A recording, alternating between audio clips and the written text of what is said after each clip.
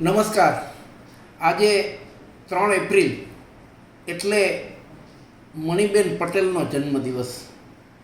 આપણે સૌ જાણીએ છીએ કે સરદાર પટેલના દીકરી કે જેમની માતાનું નામ ઝવેરબેન હતું એટલે મણિબેન. મણિબેન એક એવું પાત્ર છે, એક એવી દીકરી છે કે જેણે પોતાના પિતા માટે પોતાનું સમગ્ર જીવન સમર્પિત કરી દીધું.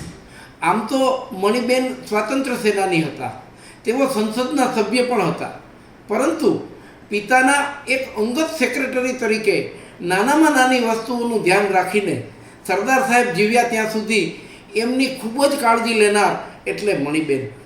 મેં વાંચ્યું છે કે જ્યારે સરદાર સાહેબ બાથરૂમમાં નાહવા જાય ત્યારે મણિબેન બરાબર ધ્યાનથી રાહ જોઈને બેસતા કે જેવું ડબલું ખખડવાનો અવાજ બંધ થાય કે તુરંત જ એલર્ટ થઈને સરદારના કપડાં વગેરેની તૈયારી તેઓ તુરંત કરી દેતા. સરદાર સાહેબ જીવ્યા ત્યાં સુધી મણિબેનના હાથે કાંતેલા ખાદીના કપડાં જ પહેરતા હતા. મણિબેન સરદાર પટેલના મૃત્યુ પછી પણ અનેકવિધ સંસ્થાઓ સાથે જોડાયેલા હતા. શિક્ષણની બહેનોની જાગૃતિ અંગેનું કામ પણ મણિબેને ખૂબ જ કર્યું હતું.